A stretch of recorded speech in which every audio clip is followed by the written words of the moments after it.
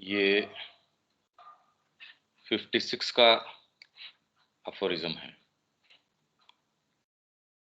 56 number का।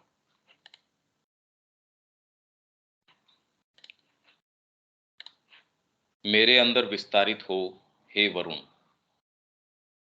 मेरे अंदर शक्तिशाली बनो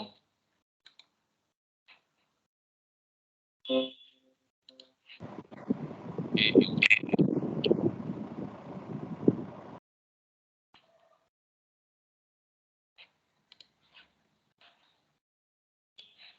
हे सूर्य अत्यधिक प्रोज्वल और ज्योतिर्मय बनो।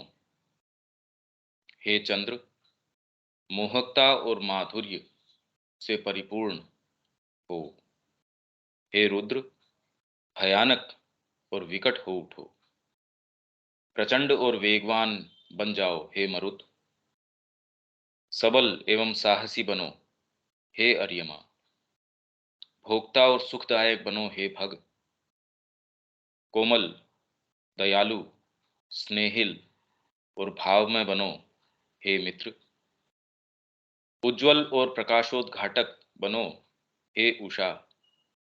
हे रात्रि गंभीर और सारगर्भित बनो हे जीवन। परिपूर्ण तत्पर और स्फूर्तिमय बनो हे मृत्यु। मेरे पगों को एक प्रासाद से दूसरे प्रासाद की ओर ले चलो। इन सब को समस्वर करो हे ब्रह्मणस्पति। मैं इन देवताओं के अधीन न हूं हे काली। तो सारों से पहले ये प्रार्थना कर रहे हैं और फिर लास्ट में काली से ये भी आओ और इनकी क्रिया को भी तोड़ के अलग करो। ये वैदिक सिंबोलिज्म है, वेद की प्रार्थना है ये। इसके अंदर इनके जो रूपक हैं, ये जो नाम लिए हैं, ये वेद के समय हमको वहां एक्सप्लेन करेंगे श्री अरविंदो। पर ये जगत को या सारी चीज को देखने का एक बहुत ही अलग तरीका है। ये कम्युनिकेट करना बड़ा मुश्किल है। उसमें हम इसकी जितनी गहराई में जा सकेंगे उतनी चर्चा करेंगे। अभी इसके संबंध में कोई प्रश्न है क्या? तो ये प्रार्थना है। ये जो देवताओं का ये नाम ले रहे हैं एज सच, देखिए ये आपके साइकोलॉजिकल पावर्स हैं, मनोवैज्ञानिक शक्तियां हैं। ये आपके लिए जगत का निर्माण करती हैं।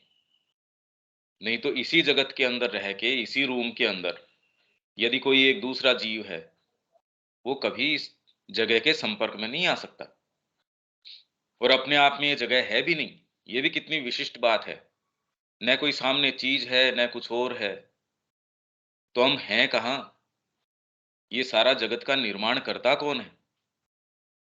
कि जैसे माँ ने कहा मेरे को 1 वर्ष लगा उसको ये समझाने में मृत्यु के बाद में कि जिसको तू स्वर्ग मान रहा है कोई बहुत रियल जगह नहीं है ये, और कोई वांछनीय अच्छी कोई ऐसी जगह की जहां रुका जाए।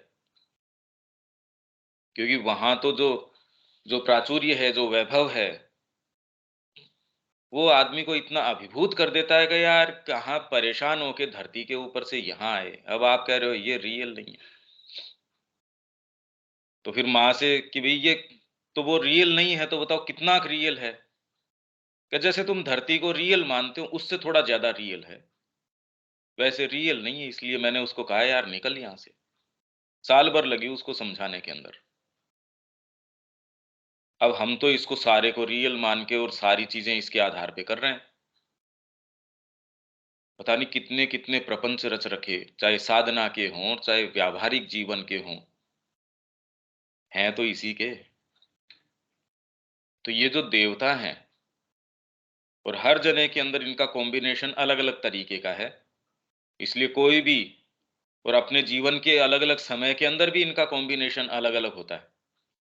इसलिए वेद के अंदर जो जो ऋचाएं हैं, वो क्या कह रही है, आपके अंदर सर्टेन कॉम्बिनेशन है, उसके अंदर वो प्रार्थना करते हैं किस तरीके से एक आता है दूसरों को साथ लेके आता है, दूसरे परिपुष्ट पुष्ट होते हैं, और आपको फिर बाद में इसमें जो यात्रा है आपकी किसकी ओर, असतो मां सद्गमय, वेद की तो यही है ना, तमसो मां ज्योतिर्गमय, इसकी ओर आपकी जो यात्रा है, आपके सच्चे स्वरूप की ओर जो आपकी यात्रा है, उसमें धीरे-धीरे और सबसे पहले इसमें आती है अग्नि।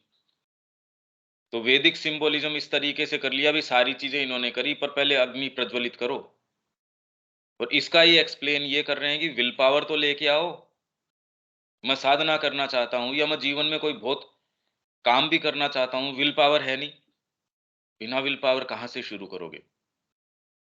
पर वो विल पावर का भी ये नहीं, पता नहीं कितने-कितने लोग कितना-कितना विल पावर लगाते हैं, कुछ होता थोड़ी है उससे। एक कदम सही मार्ग में नहीं उठ सकते। तो वो जो अग्नि है, वो तो फिर कोई दूसरी चीज़ है। वो तो अंदर से आपके कोई चीज़, वो पहले है उसके अंदर। वो अंदर विराजमान है वो अग्नि। वो आप प्रज्वलित करते हो, उसके अंदर फिर बाद में घृत डालते हो। ये पूरा सिंबोलिज़्म, घृत आता है गाय के दूध से, गो है मतलब प्रकाश। मतलब ये सिंबोलिज़्म वेद के अंदर जब बात करी जाएगी, गो किससे? प्रकाश। आपकी क्लैरिटी है, मतलब माइंड में जैसे ही ये जब हम पढ़ते हैं, इससे क्लैरिटी आती है। हाँ, ये बात ठीक है। अरे भई ये कैसे साइकोलॉजिकल पावर्स किस तरीके से? धीरे-धीरे आप सुनो, हाँ, ये क्लैरिटी आई। इस क्लैरिटी ने तुरंत आपके एक्शंस में फ़र्क ला दिया। तो ये जब क्लैरिटी आती है, आप उसके अंदर संकल्प के साथ जो उसका मथ के, उसका मंथन करते हैं उस क्लैरिटी का, और उसको फिर बाद में घी निकलता है उसमें से। वो आप अपने संकल्प जो अग्नि प्रज्वलित करी है, उसके अंदर डालते हैं। तो प्रज्वलित हुई अग्नि और ज़्यादा है, वो प्रचंड हो जाती है। और वो ऐसे-ऐसे भागों को, ऐसी-ऐसी लकड़ियों को जो गीली है या जो अनविलिंग है, उसको जब आप उसमें डालते हो, वो धुआँ भी अगर करती है, तो आप उसमें घृत और डालते हो। तो आपके लोअर पार्ट्स हैं, ऐसे भाग जो देना नहीं चाहते, ऐसे भाग जो अपनी ही चीज़ को बचाए रखना चाहते हैं, जगत को देखने के तरीके, मेरे अटैचमेंट्स, मेरी फिज़िकल आदतें, ये सारी उसके अंदर जाती हैं। उस पे घृत डालते हो आप कि ना, काम तो यही करने का है। शरीर कहता है यार मेरा मन तो इस समय पता नहीं क्या-क्या खाने का है, जीभ पता नहीं क्या-क्या कह रही हो। आप कहते हैं ना, ये नहीं, माँ का काम करेंगे। और हार्ट अगर उसके साथ के अंदर आपका है, तो यज्ञ आपका है, खूब एकदम आराम से, आनंद का विषय है। तो इसके अंदर जो भग है, जो आनंद का देवता है, कोमल, दयालु, स्नेहिल और भावमय, ये आनंद देता है आपको। तो ये सारे देवता जो हैं, ये वास्तव में साइकोलॉजिकल पावर्स हैं, मनोवैज्ञानिक शक्तियाँ हैं ये, जो आपके लिए जगत का निर्माण करती हैं, क्योंकि वास्तव में अपने आप में कोई जगत नहीं है।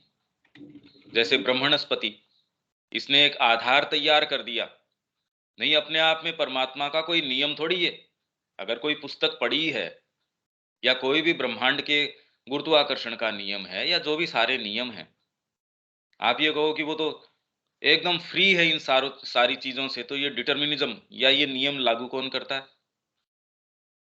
ये यज्ञ हमारा हो सके, ये जीवन के अंदर, जैसे श्री अरविंद कह रहे हैं, ऑल लाइफ कॉन्शियसली और अनकॉन्शियसली योग है। पर आनंद इसके अंदर अनकॉन्शियसली वाले में नहीं आता। वो तो आप चाहोगे, नहीं चाहोगे तो भी यज्ञ तो करना ही पड़ेगा। भूख लगेगी, खाना खाना ही पड़ेगा। तो आपका यज्ञ मतलब give and take, interchange of energy, वो तो करनी ही पड़ेगी। मतलब कोई पत्थर भी है जो एज़ सच कुछ नहीं कर रहा, तो भी हवा के रुख को रोक रहा है। उसके नीचे कोई चीज़ है, उसके ऊपर वज़न एक्सर्ट कर रहा है। जिस साइड पड़ा है, उसके दूसरी साइड शैडो कास्ट कर रहा है। तो वो जहाँ भी है, और यदि उसको वहाँ से गिरा दिया जाए, तो जाके जिस पे चोट करेगा वो करेगा, पत्थर कहे भी मैंने तो कुछ नहीं किया, पर यार तूने मारी तो है। तो आप अगर पत्थर भी बन जाते हैं, तो भी कर्म किए बिना नहीं रह सकते। ये इंटरचेंज तो होगा ही होगा। आप कोई एनर्जी दोगे, कोई एनर्जी लोगे। ये यज्ञ कॉन्शियसली, अनकॉन्शियसली। आनंद इसके अंदर है कि ये जो सैक्रिफाइस है, ये कॉन्शियसली आप करें। आपके अंदर जो विल पावर है, अग्नि है, अपना जो वो आया था ना रिकॉर्ड ऑफ योग के अंदर, योगिक साधन, उसमें शुरू इसी से किया कि तुम संकल्प से शुरू करो। अग्नि प्रज्वलित कर लो। इसलिए बार-बार जो मैं आपको प्रेरित करता हूँ, वो इस चीज़ के लिए। ये साइकोलॉजिकल पावर्स आपके लिए जगत का नया निर्माण कर देंगे। अगर यही जगत रहेगा तो फिर साधना से फ़ायदा क्या? मतलब क्या है इस जगत का? पर उसी जगत के अंदर आप ये देखिए आपको लगता है वो ही जगत है। प्रॉब्लम यहाँ है। पर अगर कुत्ते को लेके चले जाओ, क्या उसकी इंद्रियाँ रियल नहीं है? मतलब क्या कहें हम? या हमसे ज़्यादा रेंजेस जिसके इंद्रियों की हैं या माइंड की है, जो आगे-पीछे देख लेता है, कल की, पीछे की, अभी जो हो रहा है उसके अंदर भी एकदम भीतर तक देख लेता है। तो कोई नॉर्मल रेंज किसको कहें? अगर आप वास्तव में देखें, तो कोई भी 2 एक जैसी चीज़ें हैं नहीं। तो इसमें सारे जगत का निर्माण कर कौन रहा है? ये एक समझने की बात है कि ये जो देवता हैं, पर ये इतना डीप विचार है, पहले तो इस पे स्टम्बल अपॉन करना ही हम हमारे लिए, क्योंकि कभी इस तरीके की बात सुनी नहीं। ये कर कैसे रहे हैं? जैसे आपके अंदर कोई फैकल्टीज़ हैं, किसी के अंदर खिलौने बनाने के अंदर हाथ बड़ा सधा हुआ है, किसी के अंदर किस किस चीज़ की है। वो इस मार्ग से यदि उसमें एस्पिरेशन जगती है, तो इसका कॉम्बिनेशंस किस तरीके के होंगे? आप जब इस मार्ग में आते हैं, इसलिए प्रकृति के अंदर भी कोई कर्म प्रधान है, कोई भाव प्रधान है। सबका कॉम्बिनेशन बिल्कुल अलग-अलग तरीके का है। और इसीलिए भारतीय संस्कृति ये जानती थी, कि यदि एक ही मार्ग बना दिया जाए सारों के लिए, तो कौन जा पाएगा? कोई नहीं जा पाएगा। हर जने को पूरी छूट है अपने ही मार्ग से। क्योंकि कोई 2 जने एक सी दुनिया में रह ही नहीं रहे, तो एक मार्ग से कैसे जा सकते हैं? तो ये समझने की आवश्यकता है। हमने ये मान लिया कि हम कोई ठोस या कोई ऐसी जगत में रह रहे हैं। ये अंदर तक नहीं आ रहा कि ऐसा कोई जगत है नहीं। और इसीलिए कोई नियम लागू होता नहीं, प्रतीत होता है। जहां आप जिस चेतना के स्तर के ऊपर घनीभूत हुए हो, वो वाले नियम लागू हो रहे। और एक बेसिक एक स्ट्रक्चर ब्रह्मणस्पति ने बना के दे रखा है लोगों का। नहीं तो हम कैसे सटल फिजिकल, ये फिजिकल, वो फिजिकल, हम तो नहीं, या वाइटल के जगत है, माइंड के जगत हैं। ये सारे के सारे आपके चिंतन से जितना भी आ सकता है, ये सारा का सारा ब्रह्मणस्पति ने, पावर ऑफ द सोल, जिसका सिंबल आपका जुपिटर है। बृहस्पति जो है वो, ये कुछ इन्वॉल्व चीजें हैं। ये तो समय से आए। और बाकी एक एक देवता, इनकी क्रिया है कि वरुण क्या करता है, किस चीज को रिप्रेजेंट करता है। पर वो तो फिर बाद में एक विषय से ही परे जाना हो गया, क्योंकि इसमें तो एक एक की बात करें, वरुण को लें तो वही नहीं समझ में आए, करता क्या है ये। और ये अवेकन, जैसे ही आप में विल पावर आई, आप उसकी तरफ गए, ये सारे देवता अवेकन होने शुरू हो जाते हैं। इसीलिए आप ये देखो कि भारतीय संस्कृति के अंदर निर्माण, ऐसे-ऐसे मंदिर, ऐसी-ऐसी चीजें, वो भौतिक रूप से तो संभव ही नहीं है। इनफैक्ट आपके पास मशीनें भी हों सारी, तो भी आप वो निर्माण करो, वो इनके समझ ही नहीं आ रहा कि ये किया किस तरीके से। हमारे पास ये मशीन हो तो भी नहीं हो सकता। और ये मान के चलते हैं अभी उनके पास तो कुछ था ही नहीं। मतलब इनके ये बात अंदर तक नहीं जाती कि तुम कह क्या रहे हो? कि हम जो हैं जिस स्तर के ऊपर हैं, वो ही मानदंड है सभ्यता का या डेवलपमेंट का, विकास का। पहले वालों ने ऐसी चीजें बना दी जो आपकी कल्पना से परे हैं, और फिर भी आपके अंदर ये चीज नहीं आ रही कि यार हमसे ज्यादा विकसित थे वो। तो किस चीज में विकसित थे? आधार क्या था? और आज भी हमारे अंदर वो कोई कोई चली थोड़ी गई ये चीजें। वास्तव में यदि हम जीना चाहते हैं, विल पावर ले आए, और ये सारी चीजें जो है आपकी जग उठेंगी। और कोई है थोड़ी, कोई अलग से कोई संसार है ही नहीं कोई सामने। अगर इसी तरीके का होता तो माँ को सोचो कितनी मशक्कत या क्या करना पड़ता। उस तरीके के आश्रम को मैनेज करना, या जिस आधार पे, चेतना के आधार पे वो मैनेज कर रही थी। कोई साधकों को ये थोड़ी है कि सबको कोई अलग अलग उनको पद दे रखा है। उस पद के नीचे 20 जनों को, उस पद के नीचे 40 जनों को, ये एक हायरार्की इस तरीके से। वैसे थोड़ी है कोई कि कोई कंपनी चला रही है जिसके अंदर ऊपर ही ऊपर एक है, फिर उसके नीचे ये वाले हैं, उसके नीचे ये वाले हैं। चेतना के आधार पे सारों को कैसे कर रही थी भी? कैसे निर्माण कर दिया एक नए जगत का? तो ये है नहीं, पर हमारी इंद्रियाँ ये विश्वास करने देती नहीं। तो हम बिल्कुल एक ये चीज़ें जो है, जिस तरीके के आधार पे हम खड़े हैं, ये मिथ्या है, ये असत्य है, इसको माया कह रहे हैं। भई अपने आप में जिसको हम कह रहे हैं वो माया नहीं है, जिस तरीके से हम ले रहे हैं इसको, क्योंकि इसमें सारी चीज़ की संभावना है। इसको कैसे एक्सप्लेन किया जाए, कैसे कम्युनिकेट किया जाए, ये मुश्किल है। इसमें कोई प्रश्न है क्या? नहीं तो ये वेद के संबंध में जब बात आएगी, तब ये सारे सिंबोलिज़्म को एक-एक को कि ये भग क्या कर रहा है। और पर इसके अंदर श्री अरविंद अपनी प्रस्तावना में ही जो सीक्रेट ऑफ वेद है उसमें कि भई जो द्विज है, जिसमें ये संकल्प आ गया कि नहीं और कोई दूसरी चीज़ के लिए तो जीवन नहीं है। इसी चीज़ एकमात्र के लिए है और वो अपने आप को इसके अंदर दे देता है। उसी को ये बात समझ में आ सकती है, अदरवाइज़ आप कितनी भी योजनाएँ बनाइए, कितना कुछ भी कर लीजिए। आप पढ़ के भी क्योंकि एक सर्टेन लिमिट, एक साइकोलॉजिकल लिमिट आ जाएगी। जितना आपको क्षेत्र मिला है उतने तक तो आप चलो उसकी लिमिट तक तो आप कोशिश करेंगे, पर उसके बाद एक साइकोलॉजिकल बैरियर आ जाएगा। वो ही बैरियर अगर आप मूलभूत तरीके से तोड़े नहीं, कि अरे जगत ऐसा नहीं है, तो मैं अपने आप को देता हूँ माँ को। अगर ये अंदर से विल नहीं आई, ये अग्नि प्रज्वलित नहीं हुई, तो इनका स्वरूप कैसे पता चलेगा? क्योंकि आप एक लिमिट तक तो चलो इसको कोशिश करेंगे कल्पना करने की या जिस भी चीज़ की, पर इसके स्वरूप का अंदाज़ नहीं लग पाएगा। वो एक बैरियर रह जाएगा एक। एक ये रुक जाएगी एक चीज़ यहाँ आके, क्योंकि यदि वो टूट जाता तब तो फिर बाद में अपन आ ही जाते ना इसमें। ये एक समस्या है।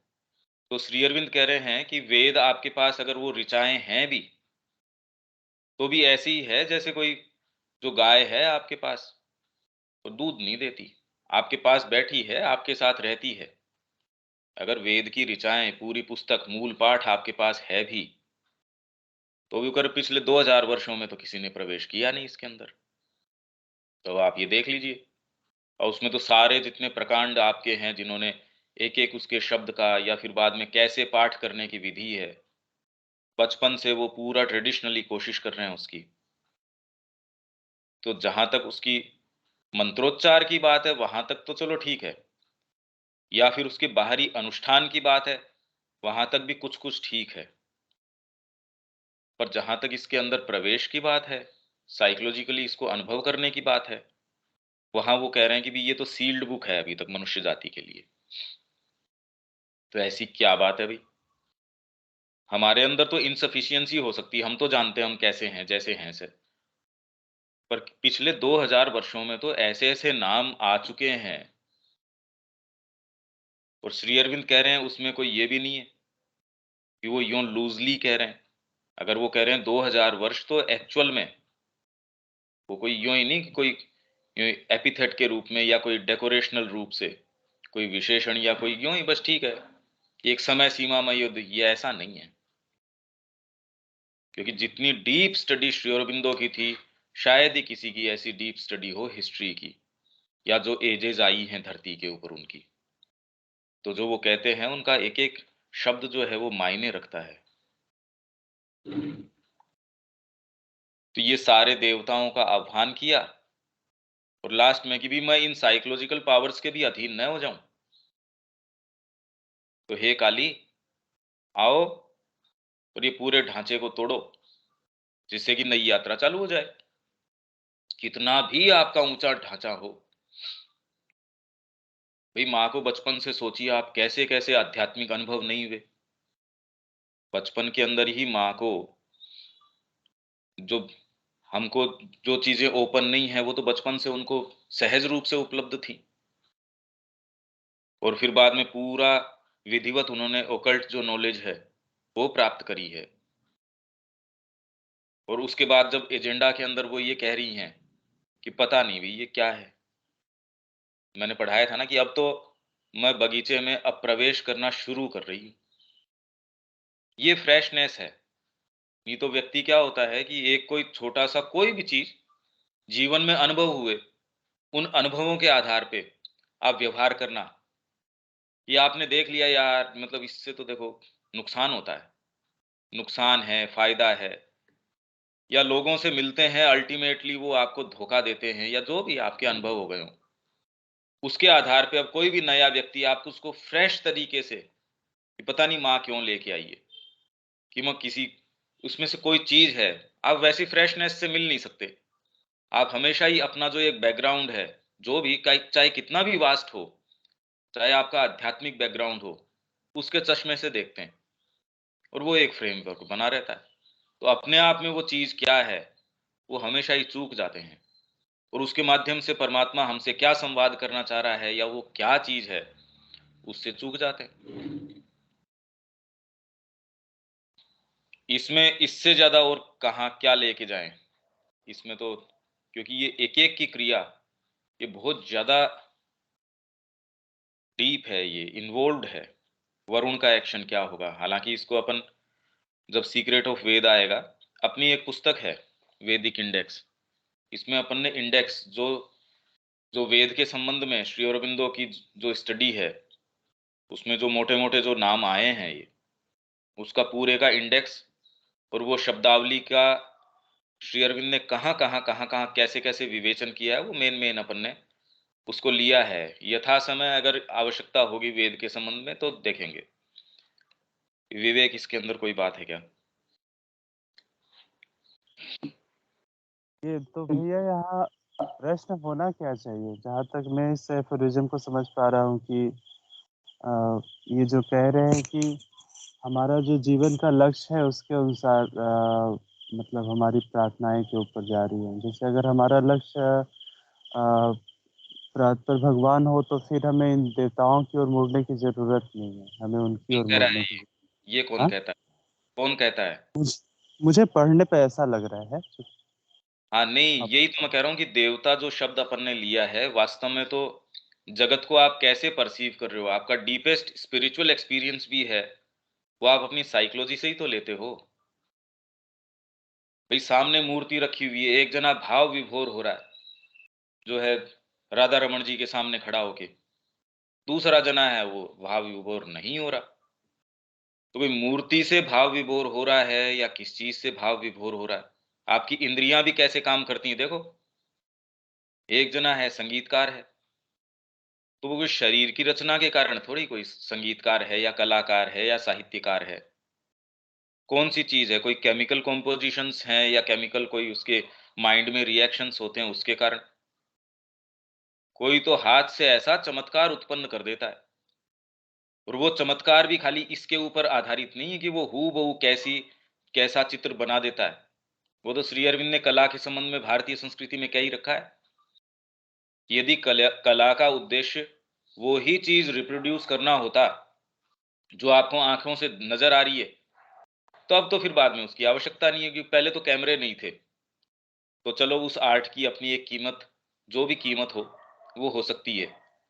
पर अब तो हमारे पास कैमरा है, रंगीन कैमरा है, हूबहू आप चित्र बना सकते हो। तो फिर कला करती क्या है? कला वो चीज़ें ले आती है, जो वहाँ आपकी भौतिक आँखें नहीं देख पाती। इनफैक्ट कला एक विवेचन है, हम तो पढ़ के गए हैं। उस चीज़ का विवेचन है, जो वर्तमान में है, उसका भी कर सकते हो आप। आपके जीवन की जो फिलहाल की स्थिति है, कलाकार उसको देख के उसके डीपर आपकी जो साइकोलॉजिकल चीज़ है, उसको कोई चीज़ के अंदर ढाल देगा, रंगों में ढाल देगा, कोई मूर्ति के अंदर ढाल देगा, कोई सजेशन के अंदर कि पिंजरे में बंद हो और वो पिंजरा जो है या फिर कोई और ही दूसरा आपका दूध निकाल रहा है, आप तो पिस रहे हो या फिर कोल्हू का बैल आपको दिखा दिया कि आप तो ऐसे हो, तो तुरंत आप उसके रूपक से उसने जो भी सजेशन दिया रंगों के माध्यम से, रेखाओं के माध्यम से, वो कोई फिगर बनाए ये ज़रूरी नहीं है। तो आप समझ जाते हैं ना कि ये वाली बात है। भौतिक आँख ऐसे थोड़ी देखती है कि आप कोल्हू के बैल बैल की जैसे उसमें लग रहे हो। साइकोलॉजी तो है ही। तो ये जो समझ है हम तो कि परात्पर के पास जाएं, हम इसके पास जाएं और इन देवताओं से सीमित न रहें, पर हमारा हम जो हैं वास्तव में इन्हीं की क्रिया के कारण हैं, ये समझो आप। आप इस संसार को जैसा देखते हो, आप कह रहे हो मैं कल्टीवेटेड हूं, कोई साहित्यकार है, अब वही सावित्री अगर 4 जनों को दे दो, क्या निकाल के लेके आएंगे वो? अगर भाषा के स्तर के ऊपर एक जना बहुत अच्छा है, तो जो निरक्षर है, उससे कुछ बेटर रिपोर्ट लेके आएगा। अब जिसकी भाषा अच्छी है, ठीक है, पर जिसको साहित्यकार जीवन की सुरुचि का थोड़ा-सा उसमें ज्ञान है, वो उस भाषा वाले से बेटर लेके आएगा। अब जिसका थोड़ा साइकोलॉजिकली और अवेक है चीज़ों को, स्थितियों को, या अंदर से थोड़ा-सा खुला है, वो इसकी और बेटर रिपोर्ट लेके आएगा। कोई शब्दों का थोड़ी विवेचन कर रहा है वो, किसका विवेचन कर रहा है वो? और वही एक कृष्ण प्रेम है, वो सावित्री के जब शुरू में वो आ रही थी, उन्होंने कहा let us salute the don. अरे उषा आ गई है तो प्रकाश आ गया, गहन अंधकार था। ऐसे के अंदर अगर सावित्री का आज यहाँ पदार्पण हो सकता है, ऐसे काल के अंदर जहाँ चारों तरफ अंधकार ही अंधकार है, कहीं कोई प्रकाश नजर नहीं आता। Let us salute the don. चलो ये जो उषा आई है ना, इसको नमस्कार करें। कितनी गजब बात है यदि एट हार्ट आप ले सको। जगत है ही नहीं, आपका पूरा जितना भी निर्माण है, वो टोटली इनकी क्रिया से है। आपको चाहे कोई अनुभव हो रहा है, आप जगत के जितने भी रस ले रहे हैं, चाहे वो संगीत है, कला है, साहित्य है, डीप कोई आपको एक्सपीरियंस हो रहा है, कुछ भी है, गठन तो यही कर रहे हैं ना आपका। तो इनसे परे कहाँ चले जाओगे? और फिर काली से मांग करते हैं, भई ये सारे गठन को तोड़ो, यहाँ थोड़ी। यही तो बात मैं कर रहा हूँ कि माँ तो बचपन से कितनी-कितनी चीज़ें जो मनुष्य जाति वहाँ तक पहुँचती नहीं। और बाद में वो कह रही है जब श्री अरविंद से मिली, तो श्री अरविंद ने कहा मेरे को ये महसूस होता था कि मैंने समर्पण कर दिया। मेरा समर्पण बड़ा सफिशिएंट है। श्री अरविंद ने ये कहा और होगा भी। पर जब माँ मेरे समक्ष आई, जब मिली मेरे से, तब पहली बार जाना कि समर्पण क्या होता है। तो एज़ सच माँ ने क्या दे दिया होगा? अगर आप अपने सारे पोज़ेशन है जो भी, क्योंकि हम तो ये समझते नहीं ना क्या दे दिया होगा उन्होंने। पर उनका एकदम कोरे कागज़ की जैसे जो भी था कि लो भई स्लेट खाली है, जो लिखना है लिखो। ये सामान्य मनुष्य के बस की बात नहीं है ये चीज़। किसी भी स्तर के ऊपर यदि समर्पण कर पाते हो, वो आपकी काबिलियत दिखाता है। आपके अंदर कोई बहुत ज़बरदस्त चीज़ है तो कर पाते हो। नहीं तो ये भाव आना भी और उसको एक्चुअल में कर पाना, ये कर कौन पाता है? ये तो कर पाते नहीं। देखो देवताओं की क्रिया आप ऐसे मत मानो कोई अलग है। आप आँखों से देख रहे हो सपोज़, तो इंद्री के ऊपर तो आपके खाली कोई इंप्रेशन पड़ रहा है लाइट का। यदि आपके अंदर जो उसको रिसीव करने वाली चेतना है वो हटा दी जाए, क्या करोगे उस लाइट का? आपसे ज़्यादा शार्प आँखें कई और जीवों के हैं, वो क्या कर लेते हैं जी उसका? इस जगत का क्या बनाएँगे वो? तो ये तो आप समझते हो कि मन एक्चुअल में इंद्रिय है। ये तो सारा विवेचन अपन ने किया ही था। ये आपकी ये इंद्रियाँ हैं, इनका जो आप बनाते हो इस जगत का, वो तो मन है। पर मन अपने आप में बनाता नहीं। एक्चुअल में क्या करता है? मतलब मन अपने आप में इंद्रिय भी है और वाहिका भी है, ये हम पढ़ के गए। वो बुद्धि को देता है। और ये सारा गठन इस तरीके का है कि आपकी जो बेसिक चेतना है, वो इनके माध्यम से देखती है, चीज़ों के संपर्क में आती है। और इसका क्या बनाते हो आप अल्टीमेटली? उसी चीज़ का, उसी बात का संगीतकार क्या बनाएगा? हर व्यक्ति अलग-अलग व्यक्ति अलग-अलग बनाएँगे। इसीलिए अपन बात कर रहे थे ना लॉजिक की।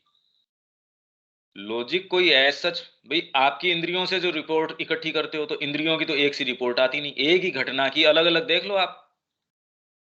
एक घटना हो रही है, 10 जने उसकी रिपोर्टिंग कर रहे हैं और उनका कोई वेस्टेड इंटरेस्ट नहीं है उसके अंदर। हो तब तो ख़ैर बात ही छोड़ो, उनका उसके अंदर कोई जो है वेस्टेड इंटरेस्ट नहीं है, वो वास्तव में तटस्थ तरीके से उसको रिपोर्ट करना चाहते हैं। कौन-सी चीज़ है उसमें फ़र्क ला देती है? इनफैक्ट उसको देखने के नजरिए को बिल्कुल डायमेट्रिकली ऑपोजिट रख देती है। अरे इसने कल्याण कर दिया आपका, दूसरा कह रहा है इसने तो सत्यानाश कर दिया। ये निष्कर्ष के ऊपर कैसे आ जाते हो भाई?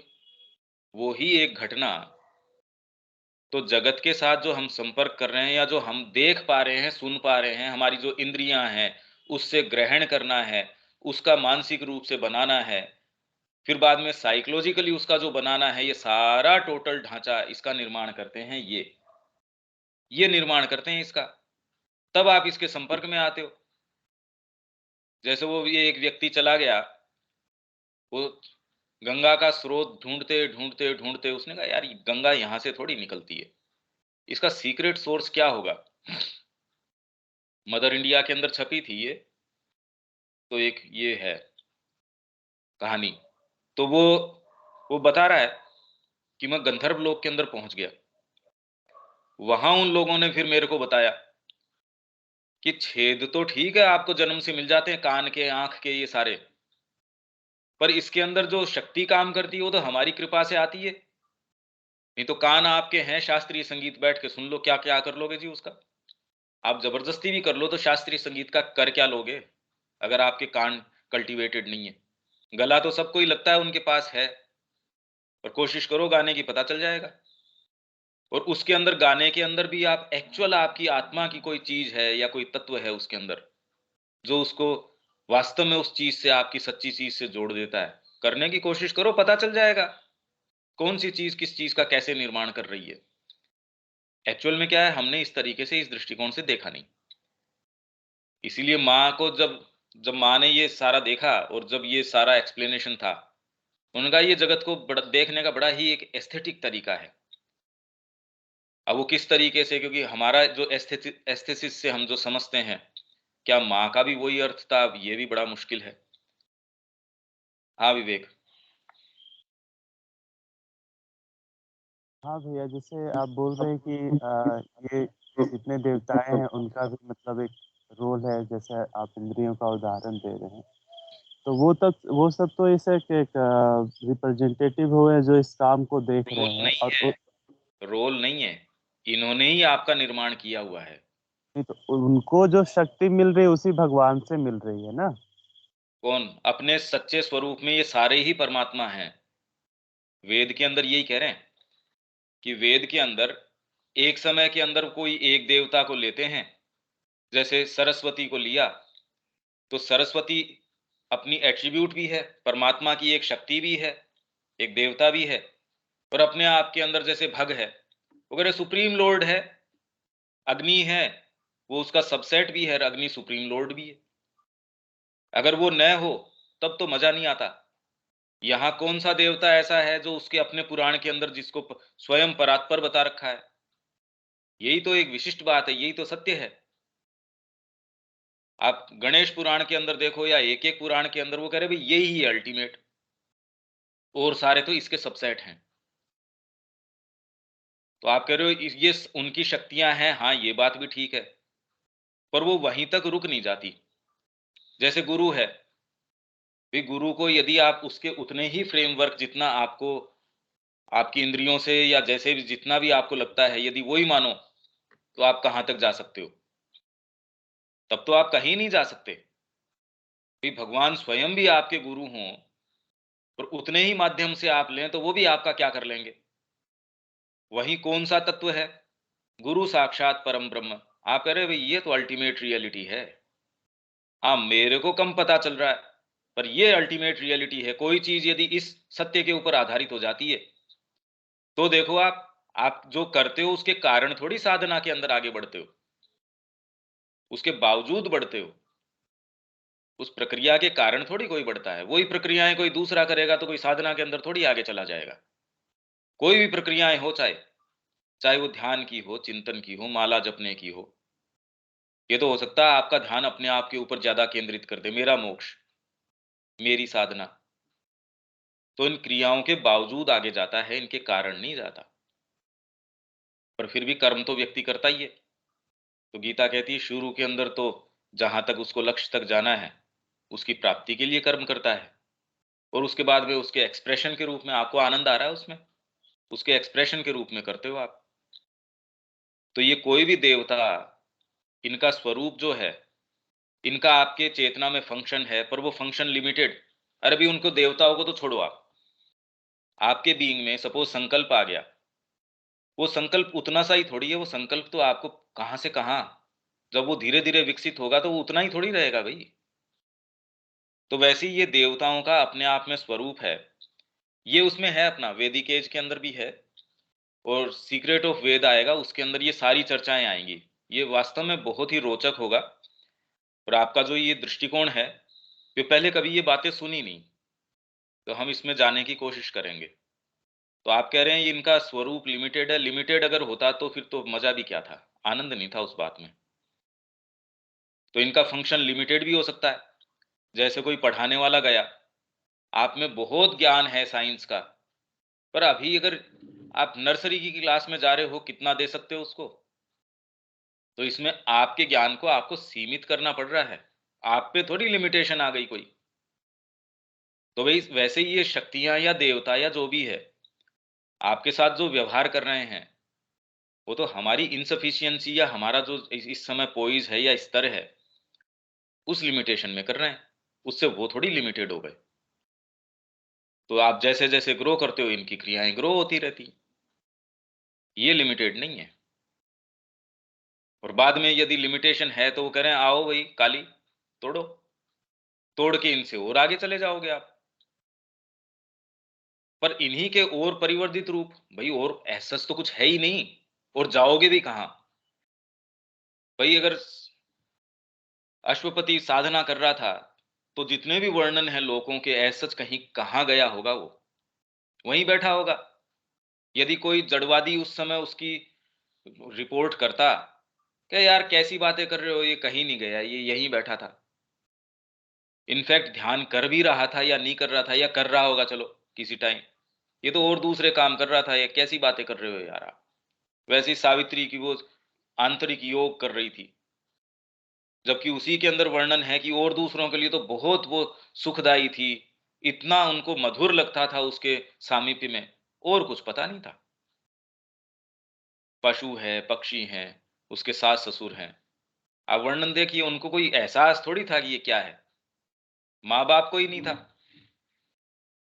नारद जी ने जब कहा कि भई ये है, तो उसकी माँ तो बिखर गई, कि यही कोई मेरी बेटी के साथ ये फेट ये होना ज़रूरी थोड़ी था। जा दूसरा चुन ले कोई, यही वर चुनना ज़रूरी थोड़ी है। तो हमको एक्चुअल में इसका सेंस है नहीं। एज़ सच कोई चीज़ है ही नहीं। तो बाद में टूट जाएगा या हम आगे चले जाएँगे, ये तो देखो अनुभव की बातें हैं। अभी अगर आप विचार भी कर लो, या कोई एक मानसिक कोई ऐसी चीज़ बना लो कि हाँ, ये टूट जाएगा, क्या टूट जाएगा अभी वैसे तो? आप कैसे देखेंगे? हाँ, ये ज़रूर है कि ये सारा करने के बाद में जैसे आप जगत को देखते हैं, पर मूलभूत जिस दिन आपने ये संकल्प लेके ये ग्रंथि जो मोटी ग्रंथि आपको जो जोड़े हुए संसार से, उसके वर्तमान स्वरूप से, वो टूटती है, वैसे ही सारा दृष्टिकोण चेंज हो जाता है, और उसकी लिमिट नहीं है। तो वेद के अंदर इसको रोज़ उषा जो नई-नई आती है, उसका रूपक दिया गया है। आपके नया जीवन के अंदर रेवलेशन आया। और ये उषा आपके जीवन के अंदर ये नहीं कि जो 24 घंटे की साइकिल है वो ही। यदि आप गहन तरीके से, जैसे रामकृष्ण जी हैं, तो अगर ये सारी आध्यात्मिकता उन्होंने सम अप कर दी पिछले 2000 वर्षों की, तो सोचो क्या इंटेंसिटी रही होगी। तो ये उषा तो आपके हो सकता है कि लगातार आती रहे। ये नहीं है कि 24 घंटे की क्लॉक में आपके उषा आए। जब आप मार्ग के ऊपर तेजी से, अरे भाई धीरे-धीरे आप पैदल चल रहे हो, तो जो माइलस्टोन है उस गति से आएँगे। आपने कोई साधन ले लिया, तो माइलस्टोन की गति वैसी हो जाएगी। और वही यदि आपने आरोहण है, हॉरिजॉन्टल की बजाय वर्टिकल लेना शुरू कर दिया, इसमें तो कहना ही क्या है फिर बाद में। भई हमारी भाषा तो देखो इतना ही कह सकती है, और एक्चुअल में इसके क्या मायने निकलते हैं, क्या कहें इसके विषय में? क्योंकि इसमें इन्वॉल्व्ड इश्यू बहुत ज़्यादा हैं, ये इतना कोई सतह की बात नहीं है। सामान्य जीवन के अंदर भी आप उसको एक्सप्लेन करो, तो आप अपने बच्चे को समाज के बारे में क्या बताओ, कितना बताओ? आपका अपना बच्चा है, मनुष्य का बच्चा है, आपका अपना बच्चा है, प्रेम करता है, सारी चीज़ है। वो कहे मेरे को बताओ समाज के बारे में। जितना वो समझ सकता है या फिर उसका माइंड जितना ग्रहण कर सकता है उतना तो बता दो और बाकी क्या बता दो। और उतना ही बता सकते हो जितना आपको पता है, बाकी तो यहाँ क्या-क्या फोर्सेस, क्या-क्या चीज़ें, कितना क्या बता दो। जब यहीं का नहीं बता सकते तो डीपर मैकेनिज़्म आपके जो होता है उसका क्या बताओ? और सारे हमारे पुराण हैं, सारे ये हैं, यही तो प्रयास कर रहे हैं। सावित्री सारे तो लोकों का वर्णन कर रही है पर हम प्रवेश थोड़ी कर पा रहे हैं। अभी तो रियलिटी ही नहीं लगती वो हमको। फिर बाद में ये सोचिए कि यदि आपको ये रियलिटी लगने लगे, आनंद का कोई सीमा रहेगी? ये संभावना भी है हमारे साथ। ये सारी चीज़ों की संभावनाएँ हैं और वो रियलिटीज़ हैं। वर्तमान में हम हैं, ये तो कोई रियलिटी है ही नहीं एज़ सच। क्या रियलिटी है इसके अंदर? आँखें हैं पर काम नहीं कर रही, हमको दिखता थोड़ी है। इंद्रियाँ ही काम नहीं कर रही, मन काम नहीं कर रहा, बुद्धि काम नहीं कर रही। अज्ञान है, हर चीज़ के विषय में अज्ञान है। विवेक। मैं ये जो बात कह रहा था भैया, इस आधार पे कह रहा था, जैसे एक पिता के आधार पर और दूसरा एक माताजी का होता के साथ जो कन्वर्सेशन था, उसमें जब वो बता रही थी कि मेरे पास जब दुर्गा पूजा के समय जब आई थी, तो वो फिर माताजी दुर्गा से बोलती हैं कि ये तुम अपने लोगों से कब तक चढ़ावा लेते रहोगी? क्या अब समय नहीं आ गया है कि अपने आप को सुप्रीम को ऑफर कर दिया जाए? हाँ, हाँ। हाँ, बिल्कुल। तो तो उसके बाद फिर वो दुर्गा बताती है कि मैं क्या करूँ, लोग ऐसे ही हैं कि बस वही चाहते हैं। उसके उतना कहने के बाद दुर्गा अपने आप को इमर्ज कर देती है माताजी में। हाँ, और बिल्कुल। फिर दूसरी जगह फिर गीता में भी जो बात आती है कि जो लोग होते हैं वो अलग-अलग तरह के होते हैं, जो समान तरह के होते हैं वो देवताओं के पास इसके लिए जाते हैं, लेकिन जिस पर हमारी कृपा होती है वो मेरे पास आता है। हाँ, दोनों बिल्कुल। ज मेरे भक्त इनमें कोई भी कोई डिस्पैरिटी नहीं है। इन बातों में कोई विभेद नहीं है। वही गीता जो कह रही है कि मेरे भक्त मेरे पास आते हैं। जो यक्षों की पूजा करते हैं वो यक्ष के पास जाते हैं, गंधर्व की पूजा करते हैं वो गंधर्व के पास जाते हैं, किन्नर के पास किन्नर वाले जाते हैं और राक्षस के पास। तो आप तो भगवान के पास ही जाके पूजा करते हो। आप कभी राक्षस, गंधर्व मतलब ऐसा कौन नज़र आता है कि मैं तो राक्षस की पूजा कर रहा हूँ? यही तो एक समझने की बात है कि आपकी इंद्रियों के माध्यम से आपको ये जगत जिस तरीके का दिख रहा है, आप उससे ज़्यादा जा नहीं सकते। अभी आप किसके लिए अपनी भक्ति अर्पित करते हो? या आपने ये मान रखा है मेरा परिवार, मेरा सुख, मेरा ये।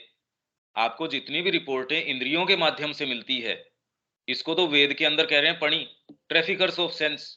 ट्रैफिकर्स मतलब जो उठा के ले गए किसी को, जो ये ट्रैफिकिंग कर ह्यूमन ट्रैफिकिंग करते हैं ना, पकड़ के लिया आए लड़की को, बस, और उसको लगा दिया किसी ऐसे काम में, या लड़कों को, बच्चों को उठा लिया। तो हमारे सेंसेस को तो ये पणी है, वृत्र हैं, ये नाम दिए गए हैं इसमें। ये ट्रैफिकर्स हैं। आपके सामने कोई सर्टेन तरीके का भोजन आया, बहुत हाई चेतना में या कैसे भी हो, आप देखो कैसा बिहेव करना शुरू कर देते हैं। एक फ़ोन कॉल आया, आप बहुत डीप, बहुत अच्छी स्थिति में अभी भजन गा के उठे हैं माँ का, या आप सावित्री पढ़ रहे हैं या जो भी, आप एक बहुत काम एंड कंपोज्ड पोइज़ के अंदर हैं। उस फ़ोन ने आपको बिल्कुल डिस्टर्ब कर दिया। तो एक्चुअल में उस प्रक्रिया को देखो, तो वो गई किसके माध्यम से? आपके कान ने कोई सर्टेन चीज़ें, फिर आपका एक सर्टेन तरीके का फ्रेमवर्क है, उसके अंदर जाके कहीं न कहीं वो चोट करती है या आघात करती है, स्पर्श करती है। अगर वो फ्रेमवर्क आपका वैसा नहीं होता तो आपके लिए वैसी प्रतिक्रिया देना आवश्यक नहीं था। तो इसका मतलब जगत को आप जिस तरीके का देखते हैं, उसी तरीके का इंटरैक्ट करते हैं। भगवान के पास भी जाते हैं, माँ के पास भी जो गए थे, भी आप ये कहे वो तो जगदम्बा स्वयं विराजमान हैं। तो भी उनके पास जितने भी गए या जो भी आप पत्र श्री अरविंद के माँ के ये देखते हैं, अल्टीमेटली उनके अंदर क्या है, मेरे को क्या मिल जाए। पहली मृत्यु जब आश्रम में हुई, सारों का फेथ हिल गया। माँ का कोटेशन इसीलिए मैंने पढ़ाया आपको। श्री अरविंद ने जो द मदर के अंदर लेटर्स के अंदर है कि ये जो मैस एटीट्यूड है कि माँ बहुत बड़ा मैस चला रही है, यहाँ कोई जो ऐसा खाना का जो है वो चला रही है, और उसमें वो मैस मैनेजर है, आपकी जो करेंसी है, वो आप आके उसको देते हो, तो जितने का आप सामान खरीदते हो उतना तो आपको मिलना ही चाहिए। तो वो करेंसी आपकी है, आपका समर्पण है, आपकी भक्ति है, आपका माँ के लिए सो कॉल्ड प्रेम है, आपने अपना परिवार त्याग दिया। तो जब ये करेंसी मैंने दी, तो इतने का तो मेरे को अधिकार है, इतनी चीज़ तो मेरे को मिलनी चाहिए। अरे! मैंने तो सोचा था माँ के अंदर ये पावर है, इतने दिन से मैं बीमार पड़ा हूँ, उसको उसने ठीक कर दिया, मेरे को ठीक नहीं किया। तो एक्चुअल में आप भक्ति कर किसकी रहे हो? इसमें कोई आपके बस में थोड़ी है। भई हम ये कहते हैं आपको सिंसियर होना चाहिए। अब ये चाहिए बिना चाहिए के दायरे में नहीं आती, आप कर क्या लो इसका? प्रॉब्लम तो ये है। आप में भक्ति होनी चाहिए, आप में माँ के प्रति पूर्ण समर्पण होना चाहिए। हम में से कौन-सा ऐसा है, वो कहेंगे यार ये मिलता हो तो हम कुछ भी करने तैयार हैं इसके लिए। लाएँ कहाँ से ये चीज़? तो आपका जितना आधार है उतना आप सारे के साथ इंटरैक्ट करते रहते हो। इसीलिए वो कह रहे हैं, मेरा भक्त मेरे पास आता है, पर है कहाँ वो? कोई कृष्ण जी की स्थापना करके उसकी पूजा करने से आप भक्त थोड़ी हो गए उसके। तो ये तो हो गई गीता की बात। तो ठीक कह रहे हैं वो, क्योंकि इन्होंने जगत का निर्माण कर रखा है और आप जिस स्तर के ऊपर हो उस तरीके के जगत के साथ इंटरैक्ट करते हो। इंटरैक्शन ही तो है। आप उसको पत्रम पुष्पम फलम तोयम, भक्ति से, पर यो में भक्त्या प्रयच्छति, वो आती नहीं। श्याम बाबा के जा रहे हैं, उसमें कई चीज मिक्स हो सकती है। अरे भई अच्छा लगता है वहां जाके, कोई ना कोई चीज तो आपको आकृष्ट करती है। साथ में उसमें फियर है, क्योंकि भय और ये आपके कामना ये दोनों लगा देता है। धर्म है आपके हर भाग को काम में लेता है। अगर ये चीज नहीं लगाते तो फिर बाद में आप इंटरेक्ट करते ही नहीं, बैठे रहते आप अपने घोर अहम के ऊपर। सारी चीजों को काम में लिया जाता है, उसमें दिक्कत क्या है? तो गीता जो कह रही है वो तो एक बात है। फिर आप कह रहे हो वो मर्ज कर गए उसके अंदर, ठीक बात है। उन्होंने कहा हाँ नहीं, मैं अब आपके इस काम के अंदर सहयोग करूंगी। उन्होंने कहा अरे तेरा भी उद्धार होएगा इसके अंदर, क्योंकि हमने ये पढ़ा था कि ये वैश्विक शक्तियां हैं। ये कल परसों तो पढ़ के गए ही हम, कि जगत के बारे में आप क्या सोचते हैं। तो ये सारी की सारी इंडिविजुअल नहीं, यूनिवर्सल पावर्स भी हैं। आप इनके साथ कैसे इंटरैक्ट करते हैं? दूसरे इसमें जो कोटेशन है, वेद के अंदर देवताओं का एक स्वरूप है, पुराणों में उनका फंक्शन चेंज हो जाता है। तो अब जिनके संबंध में माँ जिनके संपर्क में आ रही है, वो तो वैश्विक सत्ताएं हैं ही। तो उनके साथ किस तरीके से आप इंटरैक्ट करोगे, क्या करोगे, वो तो बात है बिल्कुल। इसीलिए जैसे श्री कृष्ण आते जाते थे, तो माँ ने कहा भी ऐसे आने जाने से नहीं बनेगा। तो उन्होंने कहा ठीक है, तो मैं यहीं रह जाता हूँ। वो चले गए वापस। तो फिर बाद में ये डिक्लेयर कर दिया गया कि भाई ये जो है सिद्धि दिवस है अपना। और उस समय से फिर बाद में फॉर्मल जो आश्रम की व्यवस्था का कार्यभार है, माँ के हाथ में आ गया। और श्री अरविंद है वो सॉलिट्यूड के अंदर, इंटेंस उसके अंदर जो आपके अतिमानस की साधना है, कह रहे हैं इस तरीके का। बाकी तो खैर और बहुत इन्वॉल्व चीजें हैं इसके अंदर। तो इन किन्हीं भी बातों में कोई डिस्पैरिटी नहीं है। आप क्या समझते हैं, मतलब दुर्गा को फिर बाद में कोई व्यक्तित्व का रूप लेके नहीं आना चाहिए, या हम इसके जो अलग अलग अलग अलग आयामों की बात करते हैं वो नहीं होने चाहिए? अरे यही तो जोरदार बात है कि ये इतनी कॉम्प्लेक्सिटी है, या इतनी और भव्यताएं हैं। यही तो मैं कह रहा था कि इसके अंदर जगत हमारे लिए जब आंखें खुलती है, भाई इस जगत के अंदर सपोज पशु की चेतना है, उसके लिए जटिलता का दायरा कितना होता होगा। आप सोचिए तो सही। आपके एक छोटे से बाड़े के अंदर आपका कोई गाय है या बैल है, वो बड़ा खुश हो सकता है, बड़े प्रेम से पूरा जीवन व्यतीत कर सकता है। और अल्टीमेटली वैसे वो करता क्या है? भी वो भोजन है, जुगाली बढ़िया कर रहा है, आप कह रहे हो हाँ भी स्वस्थ है। अगर जुगाली कर रहा है तो ठीक है, पर मानसिक चेतना आते ही कितनी चीजें खुल जाती हैं आपके लिए। साहित्य के अंदर प्रवेश है, कितना खोल देता है आपको। आपके लिए अगर ये थोड़े थोड़े अंग अगर खुल जाएं आपके भीतर के, आपके लिए जगत वैसा थोड़ी रहता है। तो वैसे ही आप में डीपर पावर्स भी हैं, वो यदि खुल जाएं तो जगत का वर्णन ऐसा थोड़ी रहेगा। पर ये वाली बात जब तक नहीं हो, हमको लगता है ये तो ऐसा ही रहेगा। अरे ऐसा ही हो तो फिर बाद में फिर तो आशा ही क्या है? फिर तो कोई आशा नहीं है। फिर तो किसकी तो साधना करो, किसकी प्रगति करो। ऐसा नहीं है, पर ये बात आती नहीं ना। भी जैसा भी हो, भी माँ मैं आपका हूँ। भौतिक रूप से तो कोई चीज़ चेंज होती नहीं। माँ यही तो कह रही है, आप में ये अवेकनिंग आ गई। हो सकता है भौतिक रूप से तो वैसे के वैसे हो आप, बाहरी क्रियाएँ भी वैसी कर रहे हो, पर फंडामेंटली आपका बिल्कुल चेंज हो गया आप वो व्यक्ति ही नहीं हो। जो व्यक्ति ये पुस्तक पढ़ने बैठा था, हो सकता है उस समय आप में चेंज आ गया। जो उठा वो व्यक्ति वो नहीं है। अब ये तो जब तक ये अवेकनिंग नहीं आए, पर पशु से कंपैरिजन करके तो आप देख ही सकते हो ना। पशु बैठा है, उसके कितनी कॉम्प्लेक्सिटी हो सकती है। मानसिक चेतना आती है एक बच्चे के अंदर भी। कितना भी विकसित पशु हो, उससे मनुष्य का एक बच्चा है, उसमें कॉम्प्लेक्सिटी का दायरा देख लो कितना होगा। तो आप जो कह रहे हैं उन बातों में कहीं कोई डिस्पैरिटी नहीं है। समस्या तो क्योंकि ये मुद्दा अभी तो हम प्रवेश कर रहे हैं। धीरे, धीरे, धीरे, धीरे ये सारा, क्योंकि ये तो हमारे लिए अभी इंट्रोडक्शन है इस चीज़ से। अभी तक तो कभी इसमें प्रवेश किया नहीं ना। तो पहले तो आप समझेंगे कि यार बात क्या है ये? इसके ऊपर धीरे, धीरे, धीरे, धीरे और कुछ प्रकाश आएगा, फिर और इसके संबंध में बातें आएँगी। अभी तो आपके लिए बड़ी यात्रा ये चमत्कार करने वाली है, या आपके लिए सरप्राइज़ देने वाली है आपको, कि जितने सारे ये बातें आने वाली हैं, ये तो प्रचलन में है ही नहीं।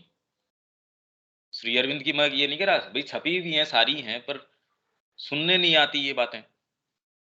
ये सारी यात्रा हमारी तो अभी पूरी शेष है, वो बड़ी गज़ब, मतलब अद्भुत है ये।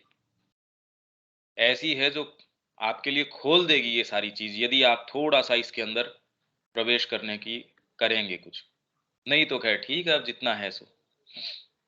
आप जितनी चीज़ें कह रहे हैं वो सारी ठीक हैं, और बहुत ज़्यादा मुद्दे हैं ये, विवेक। ठीक है भैया। पर इसमें बढ़िया बात ये है कि भव्यताएँ ज़बरदस्त हैं, हमने ज़बरदस्ती बाइंड कर रखा है। इसमें भव्यताओं की कमी नहीं है। हाँ जी, रविकांत जी।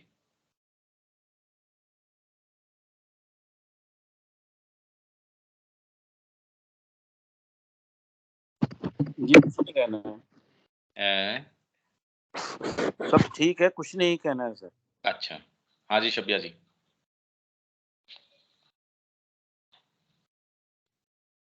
ये भी ठीक है कि लोग अपनी चेतना के अनुसार ही भगवान को भी चुनते हैं। हम अपने को जो हम महसूस किए हैं कि कुछ लोग शिव चर्चा में जाते हैं, तो कुछ लोग श्याम मित्र मंडल वाला में जाते हैं। सबकी अपनी अपनी रुचि के अनुसार ही, या जो जितना उनको समझ है उसी के अनुसार उस पंथ को स्वीकार करते हैं। और कुछ तो देखा देखी भी करते हैं उनका तो कि खैर लोग जा रहा है तो ये चाहे कुछ स्वार्थवश की, यदि एक भगवान, जैसे एक चीज हमको बहुत ही लगता है कि पहले लोग 70 के दशक में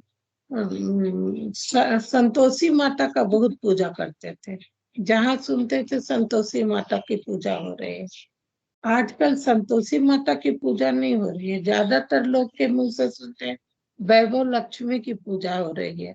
तो हमको लगा कि संतोषी माता लोगों को संतुष्ट करने में असमर्थ हो गई, इसलिए अब लोग वैभव लक्ष्मी की ओर जा रहे हैं। कई लोगों से इस पर चर्चा भी की है लोगों। नहीं, तो खैर लोगों का जैसा है ऐसा तो ऐसा तो नहीं है, पर हाँ, देवताओं की जो क्रिया है या उनका जो प्रभाव है, वो आप डेफिनेटली देख सकते हो कि वो दिनों-दिन बढ़ता जा रहा है, और ऐसी संस्कृतियों के अंदर भी बढ़ता जा रहा है, जो अपने आप को जड़वादी कहती हैं, जो कहती हैं नहीं हम तो भौतिकवादी हैं, उनके अंदर भी बढ़ रहा है। और दूसरे आप कह रहे हो कि कुछ देखा-देखी भी आते हैं, हाँ, ये मैकेनिज्म प्रकृति काम में ले लेती है। मैं तो कह ही रहा था कि आपके भय को, आपकी ये चीज़ों को, प्रकृति को कोई दिक्कत थोड़ी है। कुछ लोग भय से भी जाते हैं भैया, नहीं, कुछ इनफैक्ट लोग ज़्यादा तो है ही है भगवान का भय कि से आप भी उसके जाते जाके जड़ूला नहीं, उनकी अगर जात नहीं बोलोगे, सवामणी नहीं बोलोगे, तो आपके हैं। अनिष्ट हो जाएगा परिवार में। आपकी जो कुलदेवी है, मतलब वो भय और इतना व्यापक है कि यदि आप वो नहीं करते हैं, तो आपके कोई अनिष्ट तो हो ही जाना है। भाई ये भय तो आपको तब पता चलेगा जब आप कह दे नहीं ये वाली एक्टिविटी नहीं करेंगे इस बार, इस शादी में ये वाला काम नहीं करेंगे। वो तो आपके है ही, मृत्यु के समय ये वाले आपके गोत्र हैं, ये हैं, वो सारी चीजें, तो ये वाला काम करेंगे, इस तरीके से करेंगे। वो आप इतना सहज तरीके से करते रहते हैं तो आपको पता नहीं लगता भी हम भय के वश कर रहे हैं, नहीं कर रहे हैं। वो तो एक बार आप रोको तब पता चल जाए, परिवार के अंदर आतंक फैल जाएगा कि नहीं, नहीं ये तो नहीं कर सकते। बच्चा है उसका मुंडन तो करवाना ही पड़ेगा, आप करके देख लो इससे विपरीत कोई चीज। तो आपकी फिर बाद में एक अलग ही बात हो जाएगी कि नहीं हम तो इस ढर्रे में नहीं जाते। तो सारों में भय आ जाएगा, अरे ये मुंडन अगर नहीं करवाएंगे तो अपने तो अनिष्ट हो जाएगा, कुलदेवी जो है अपनी नाराज हो जाएगी। इनफैक्ट आप जो सोचते हैं उससे ज्यादा ये चीजें प्रतिक्रिया करती भी हैं। ऐसा भी नहीं है कि प्रतिक्रिया नहीं करती। भाई कौन सी चीज है जो आपके इतने विज्ञान के सारा हो गया उसके बावजूद भी होल्ड रखती है, तो कोई चीज तो है ही। पर हमारा जो प्रश्न यहाँ है वो ये चिंतन करने का है कि आपके अंदर किस प्रकार ये देवताओं की क्रिया है। क्योंकि हमारा वर्तमान तो प्रसंग ये है ना कि ये सारे आपके अंदर इस जगत का निर्माण करते हैं और आपको जगत जिस तरीके का नजर आता है। यह देवताओं की क्रिया तो हम लोग के हमारे ऊपर चलती ही है। जैसे नहीं, भगवान का वो नहीं बोल रहे, तीन वो नहीं बोल रहे शब्या जी। ये कह रहे हैं आप जो देख रहे हैं आंखों से वो भी देवताओं की क्रिया के कारण देख रहे हैं। जीभ से आप जो स्वाद लेते हैं, मतलब आप जो हैं वो देवताओं के द्वारा गठित हैं। यही तो बात इतनी देर से मैं समझा रहा हूं आपको कि भी श्री अरविंद ये बता रहे हैं इसमें आपका जो भी गठन है वो देवताओं की क्रिया के द्वारा गठित है। आप जो भोजन में रस लेते हैं, आप संसार को जैसा देखते हैं, आप पढ़ते हैं, लिखते हैं, कुछ भी आप करते हैं, उसका गठन देवताओं की क्रिया ने किया हुआ है। दुर्गा सप्तशती में तो इस चीज का वर्णन है ही भैया कि आपका जो प्रत्येक क्रिया है वो देवी का ही स्वरूप है कि या देवी सर्वभूतेषु निद्रा रूपेण संसिता, क्षुधा रूपेण संसिता, दया रूपेण संसिता।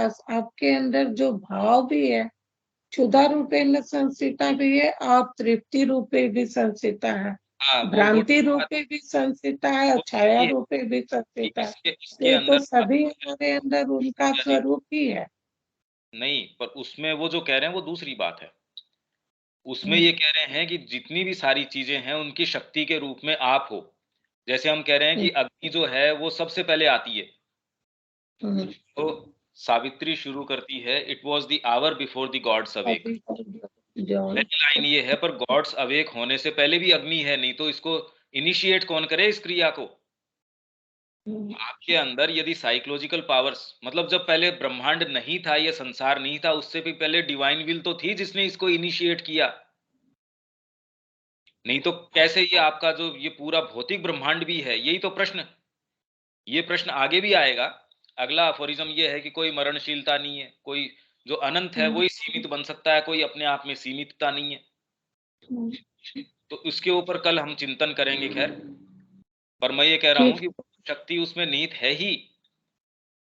तो ये इसको थोड़ा सा आप ये कोशिश कीजिए भी हमारा गठन किया किस तरीके से है, और इसको इसके ऊपर चिंतन कीजिए। जो भी अफोरिज्म है रोज उसके ऊपर चिंतन करो, और जो कल आने वाला है उसके ऊपर भी पूरा चिंतन करो। तो आप ये देखेंगे कि ऐसा लगेगा यार राउंड दी क्लॉक मैं तो और कुछ काम कर ही नहीं रहा, और दूसरे कर भी रहा हो तो भी मेरा मन तो इसके अंदर लगा रहता है। तो बहुत अच्छा रहेगा। एज इफ पूरे ये एक श्री अरविंद की वाणी है वो एक मंत्र रूप हो जाएगी, जो आपका सुबह से उठने से लेके रात तक भी आप सारे काम करेंगे, आपकी जो भी दैनंदिन क्रियाएं हैं वो चलती रहेंगी। पर धीरे धीरे ये महसूस आपको होगा कि यार एक सर्टेन वाइब्रेशन के ऊपर अपन वाइब्रेट कर रहे हैं, एक वेवलेंथ पे, कि सुबह उठते ही श्री अरविंद की वाणी, चिंतन करते करते श्री अरविंद की वाणी, वो अपने आप अपना काम करती रहेगी। ये तो हमारे लिए बड़ी एक कृपा की बात हो जाएगी। यहाँ हम इसको विराम देते हैं, कल अगला वाला लेते हैं। ये मैंने इतनी बातें मेरे को नहीं पता था कि इतना अपन मैं सब इसको पास ऑन कर देंगे, क्योंकि वेद के संबंध में जब आएंगे तब कोशिश करेंगे। है मुश्किल, ये बहुत मुश्किल है। पर हमारे अगर थोड़ी सी भी वर्तमान जो ढांचा है देखने का जगत को, उसमें यदि ब्रीच आ जाए, उसमें थोड़ा सा कोई चीज उसमें आ जाए तो भी बहुत बड़ा लिबरेशन हो सकता है। हमको वर्तमान ढांचे से थोड़ी मुक्ति मिल सकती है और वही हमारे लिए तो बहुत होगा। ठीक है विवेक, यहाँ छोड़ देते हैं इसको। हाँ जय जी, श्री जय श्री राम। जय श्री राम।